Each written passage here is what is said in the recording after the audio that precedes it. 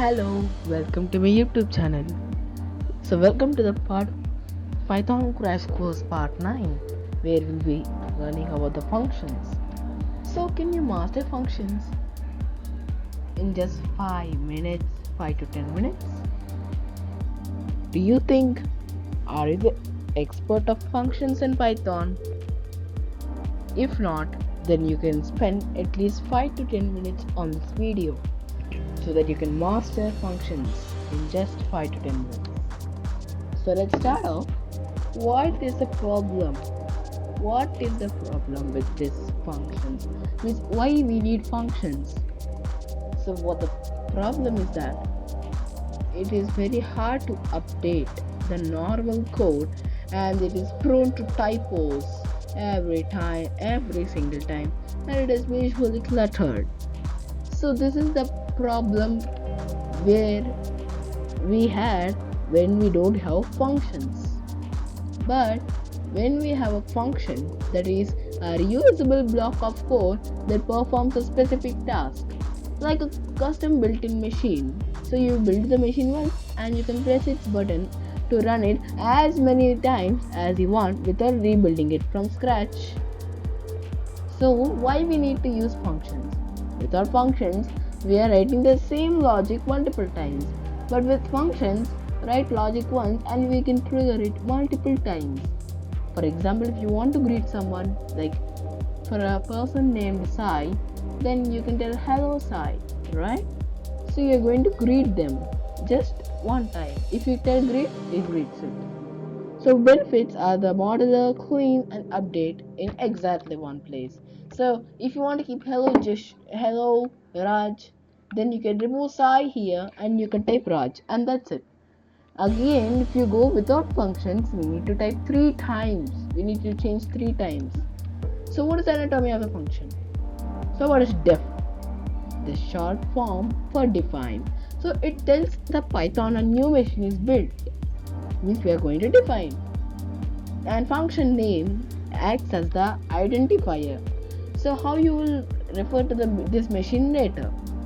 And this curly braces parenthesis acts you as a trigger, means that starts the indented code block, and this colon acts like the input slot, means let's go more on this later.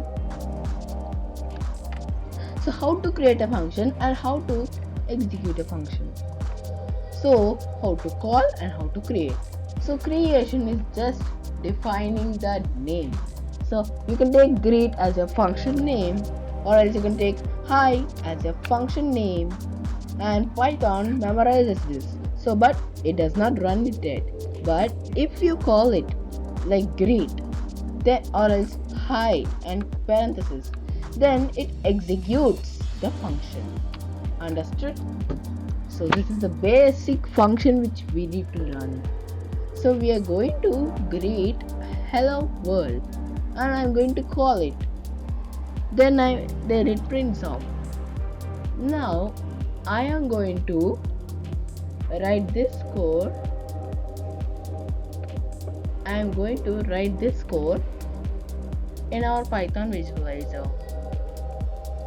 See now, I am writing code in Python 3.11 where I am writing a definition name greet, where I am going to print hello world, right?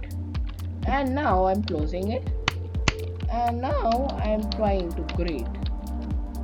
So what would happen? Let's visualize. So it creates a function named greet, and we've called it greet. So if we call the greet, then it should print hello world.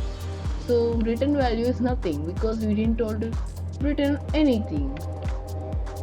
That's it. This is your basic function. But as you go on, you go to more types, like adding the parameters. So parameter is a value passed to a function. So you will be keeping it inside your input slot. That's what the parameters. So how parameters work? So we are going to greet the name. So we are going to print hello and name. So yes, so means we are using the variable name here in the two ways, first and second. But now the name is going to be replaced while you're calling. Inside the curly braces, what you'll be having Sai.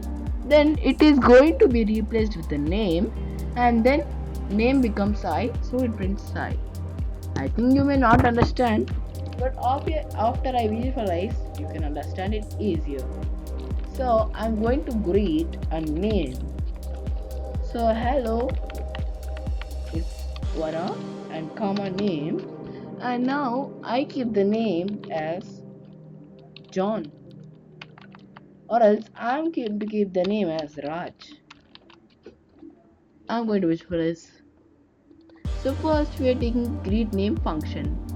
Now greet has a name variable where name is Raj, so it is going to print the name where return value is nothing.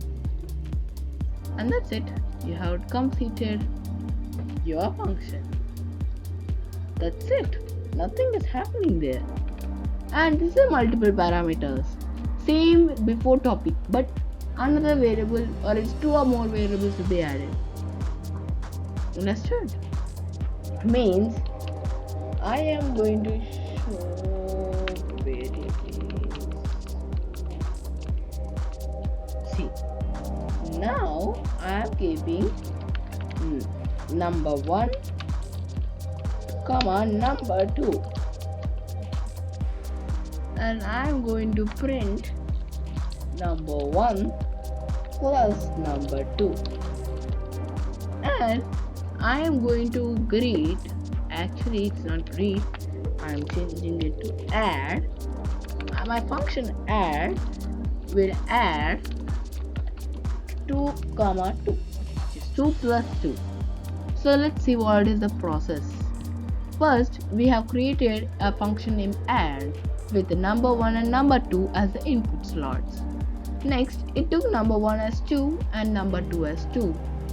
So now it added off to 4, and that's what is printed. And as return value is not there, it prints off. That's it. Done in seconds. So wait, what is the missing link? It is a return statement. Means before I am telling you return statement. But what is the return statement? Now we are going to learn.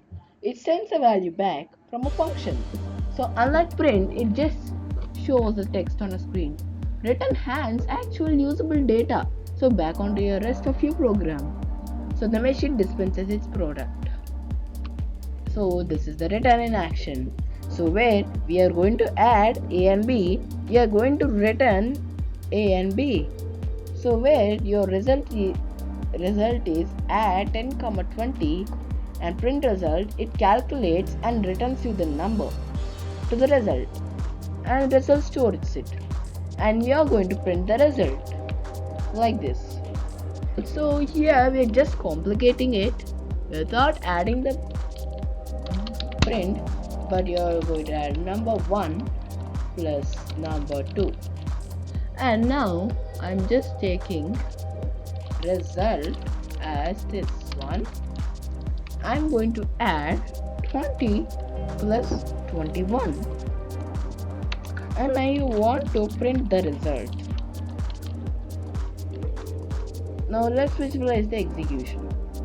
See, first we have created a function named add, and now the numbers were taken. So we are return the value which is 41. So result became 41. Now we have printed the result which is of 41. Right? Now this is the complete life cycle of this.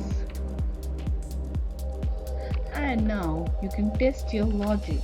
by scanning this QR code. So drop your score in the comment section below. Alright? So meet you in part 10 where we'll be preparing our mini projects.